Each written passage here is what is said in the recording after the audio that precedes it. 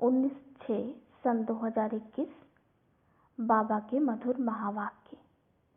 मीठे बच्चे, तुम महान सौभाग्यशाली हो, क्योंकि तुम्हें भगवान वह पढ़ाई पढ़ाते हैं जो अब तक किसी ऋषि मुनि ने भी नहीं पढ़ी। प्रश्न: ड्रामा की कौन सी भावी तुम बच्चे जानते हो? दुनिया के मनुष्य नहीं। उत्तर: तुम जानते हो, इस रुद्र ज्ञान यज्ञ से विनाश ज्वाला प्रज्वलित हुई है। अब सारी पुरानी दुनिया इसमें स्वाहा हो जाएगी। यह भावी कोई टाल नहीं सकता। यह ऐसा अश्वमेध अविनाशी रुद्र यज्ञ है जिसमें सारी सामग्री स्वाहा होगी। फिर हम इस पतित दुनिया में नहीं आएंगे। इसे ईश्वर की भावी नहीं, ड्रामा की भावी कहेंगे। गीत मुखड़ा देख ले प्राणी। ओम शांति। तुम बच्चे भी मनुष्य हो। यह मनुष्यों की सृष्टि है। इस समय तुम ब्राह्मण धर्म के मनुष्य बने हो। बाप शिक्षा देते हैं आत्माओं को।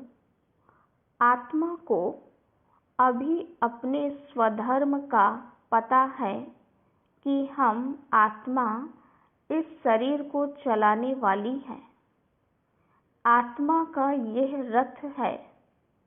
जैसे बाप इस रथ पर आकर सवार हुए हैं, तुम्हारी आत्मा भी इस रथ पर सवार है।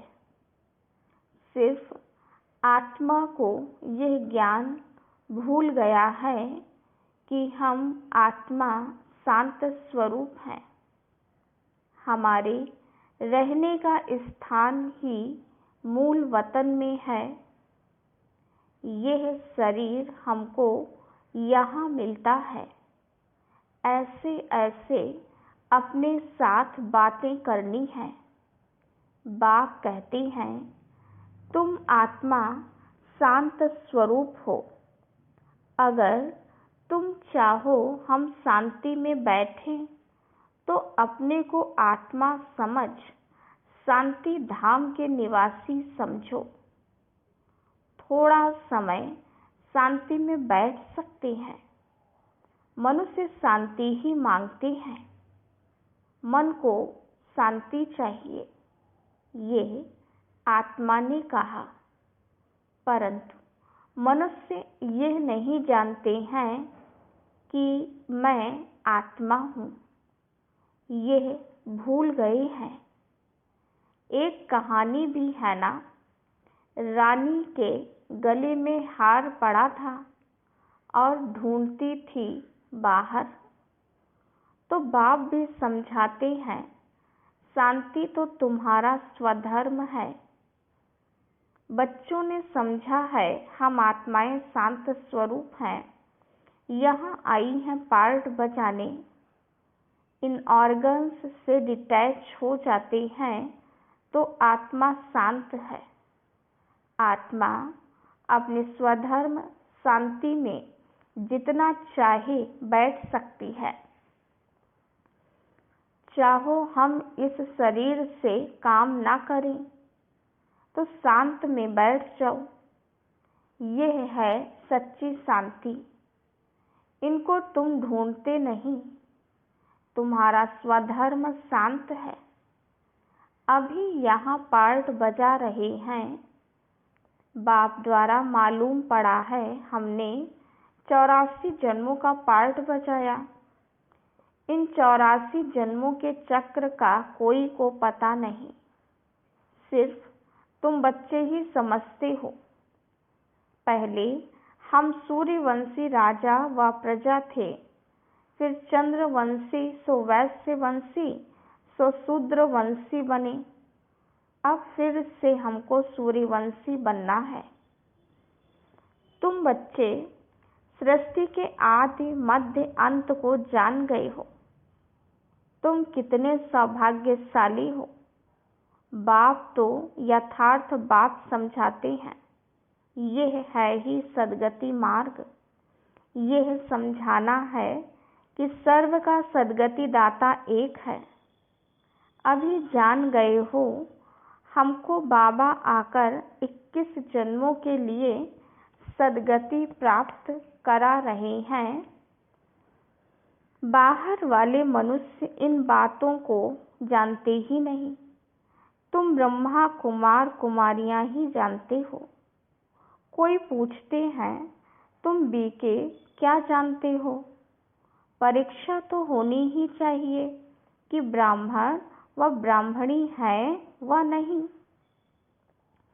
अगर तुम ब्रह्मा के बच्चे हो तो सृष्टि चक्र को जरूर जानते होंगे। बाप रचयिता को जानते हो। ऋषि मुनि आदि तो रचयिता और रचना को जानते ही नहीं, तो गोया नास्तिक ठहरे। तुम भी नास्तिक थे। तुम भी रचयिता बाप और रचना के आदि मध्य अंत को नहीं जानते थे। स्कूल में पहले अनपढ़ ही आते हैं। स्कूल में पहले अनपढ़ ही आते हैं, फिर कहेंगे स्कूल में यह पढ़ा है। अभी तुम हो ईश्वरीय पढ़ाई में। परमपिता परमात्मा तुमको पढ़ा रहे हैं। यह बुद्धि में समझना चाहिए। रचयिता तो एक शिव बाबा ही है।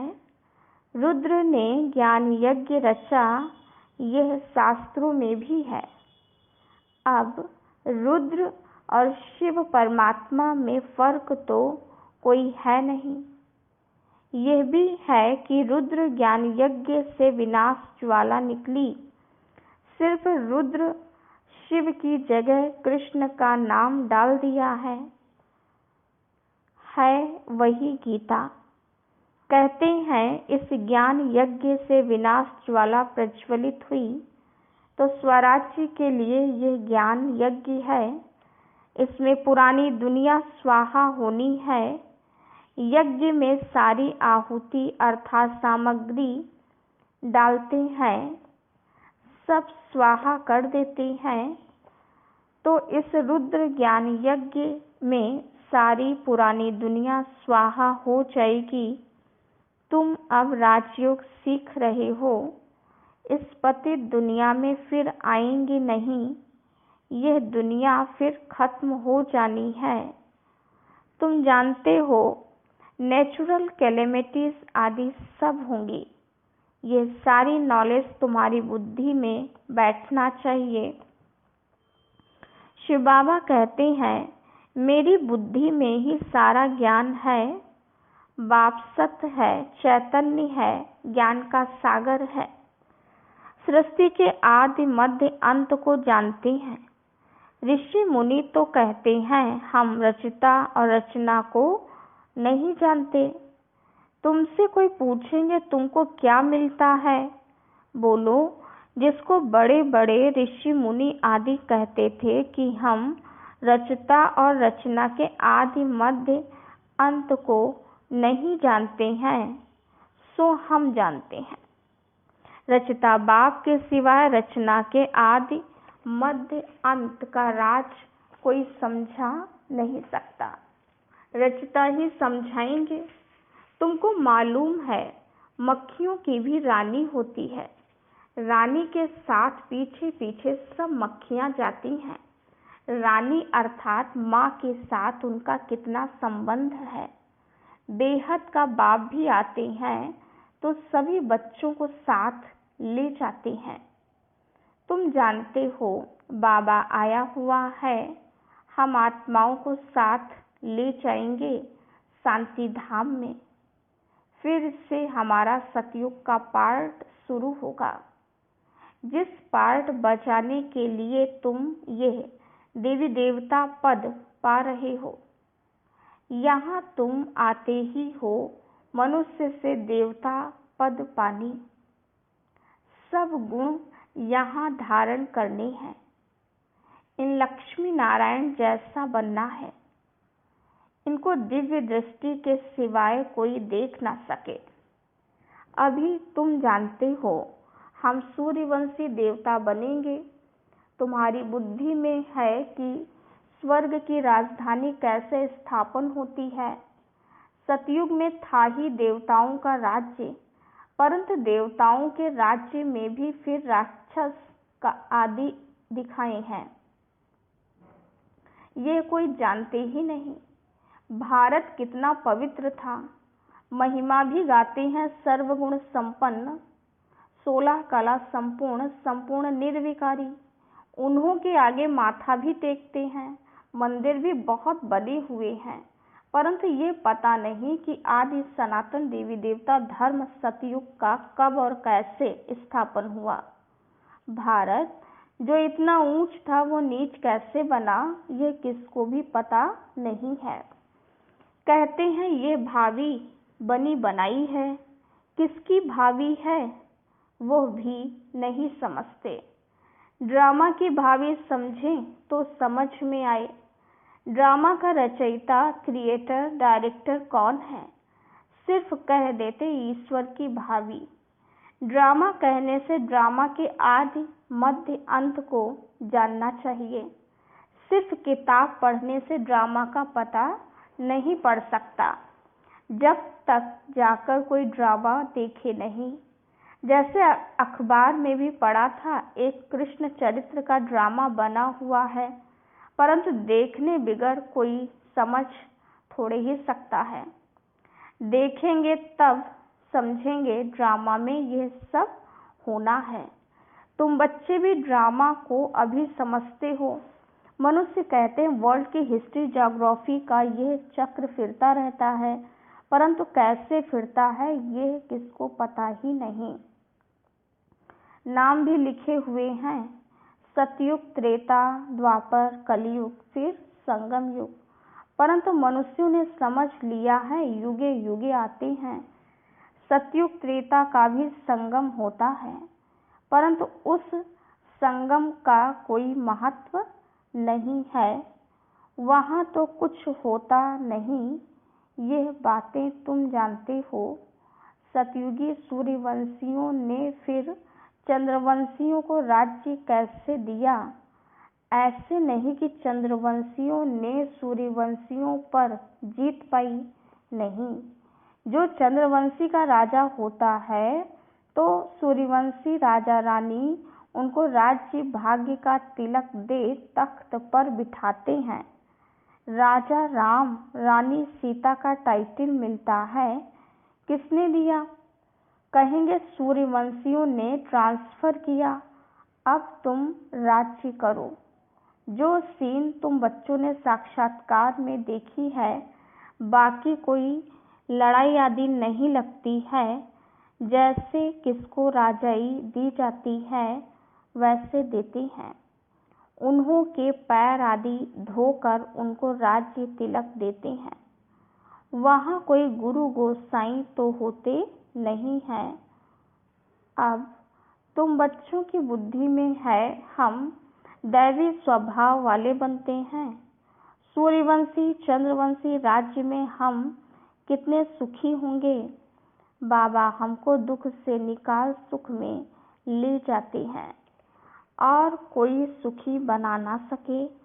साधु लोग खुद भी चाहते हैं हम शांति धाम में जाएं। बाप कहते हैं मैं इन साधुओं आदि का भी उद्धार कर सबको शांति धाम में ले जाता हूँ। सन्यासी तो आते ही द्वापर में हैं।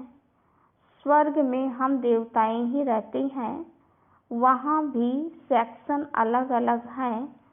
सूर्यवंशियों का अलग, चंद्रवंशियों का अलग, फिर बाद में इस्लामी, बौद्धी, सन्यासी आदि जो भी आते हैं, सबका सेक्शन अलग अलग बना हुआ है।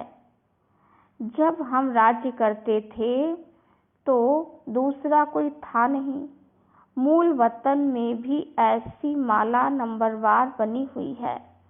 आदि सनातन देवी देवता धर्म वालों की ही पहली बिरादरी, फिर और बिरादरियां निकलती हैं। यह बिरादरी है बड़े ते बड़ी, और दूसरे जो धर्म स्थापक आते हैं सब उनसे निकले हुए हैं।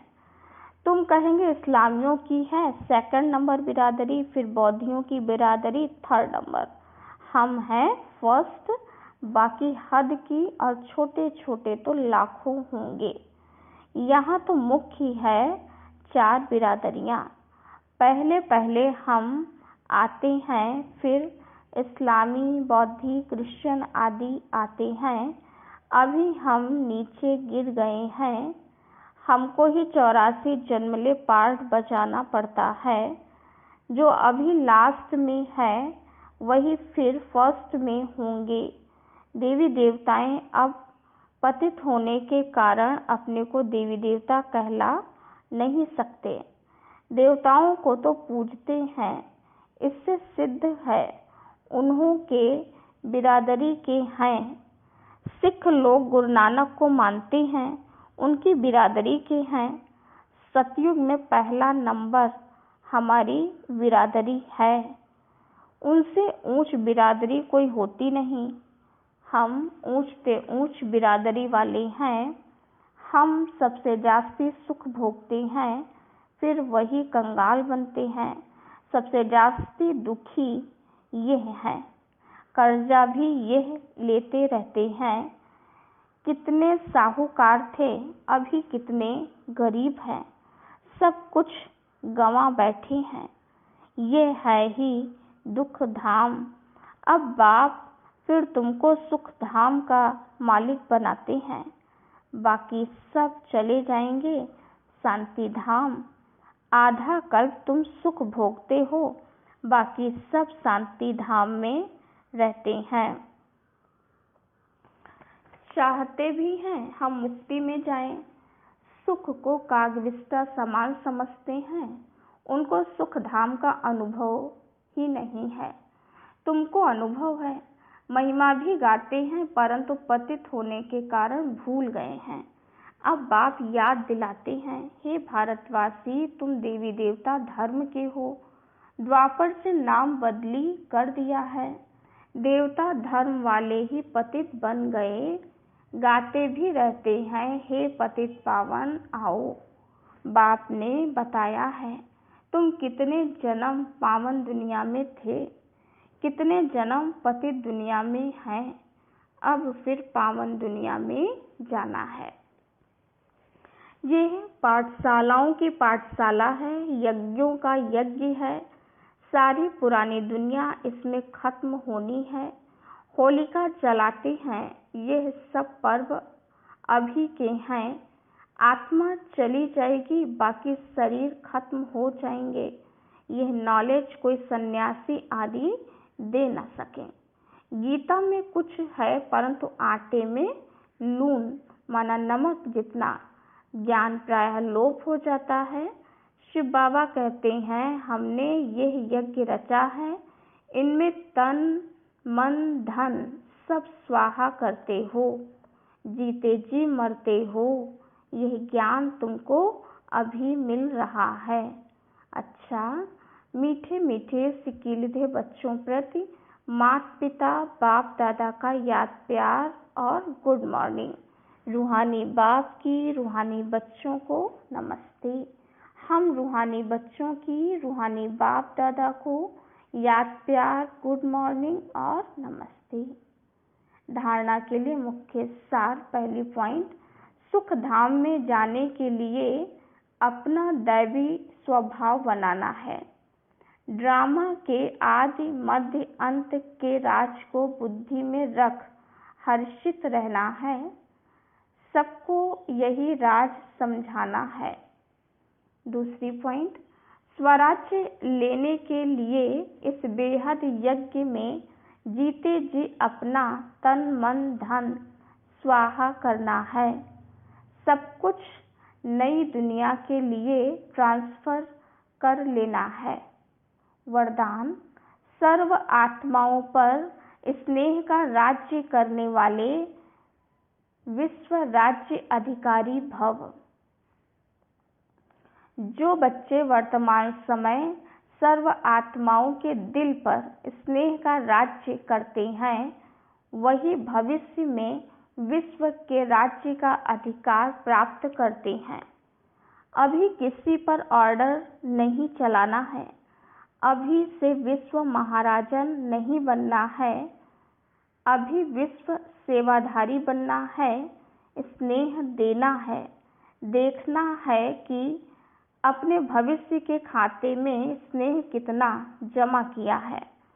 विश्व महाराजन बनने के लिए सिर्फ ज्ञानदाता नहीं बनना है, इसके लिए सबको स्नेह अर्थात सहयोग दो।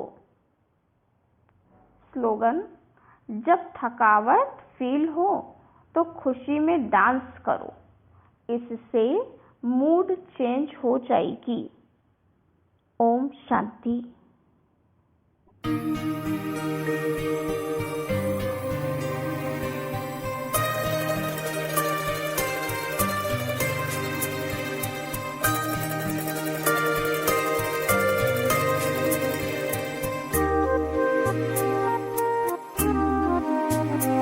जो प्यार मिला मुझे तुमसे,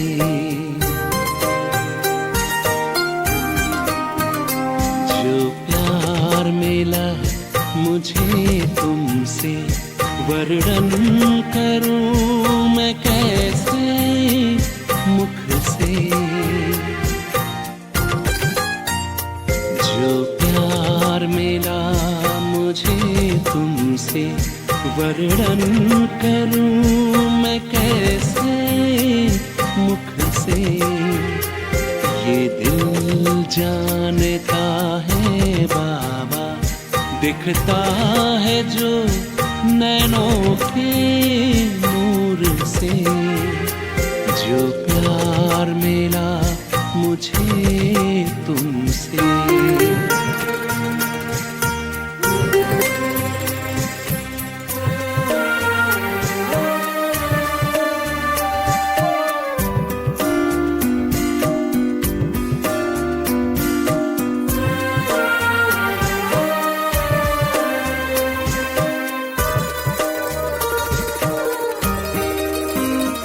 मुझको इतना सम्मान दिया, मेरे लाडले कह दुलार दिया।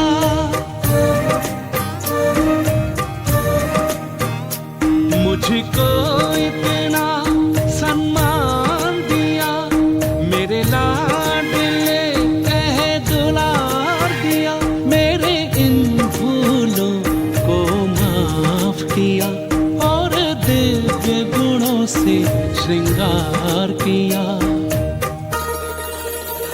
सांसों में समाए हो बाबा, भूल सकते नहीं तुम्हें भूल से।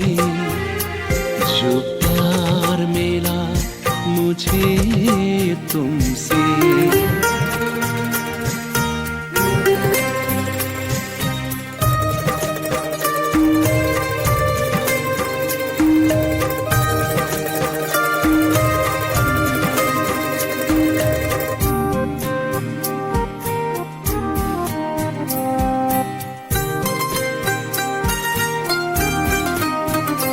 तन है यहाँ मेरा मन है वतन, उड़ता हूँ मैं अब बाबा के संग। तन है यहाँ मेरा मन है वतन, उड़ता हूँ मैं अब बाबा के संग। प्रभु प्रेम की इन किरणों से गद हो रहा है अंग अंग। अब पैर ज़मीं पे नहीं रहते, जब छूटा माया के चंगुल से। जो प्यार मिला मुझे तुमसे, वर्णन करूं मैं कैसे मुख से। ये दिल जानता है बाबा, दिखता है जो नैनों के नूर से। जो प्यार मिला मुझे तुमसे,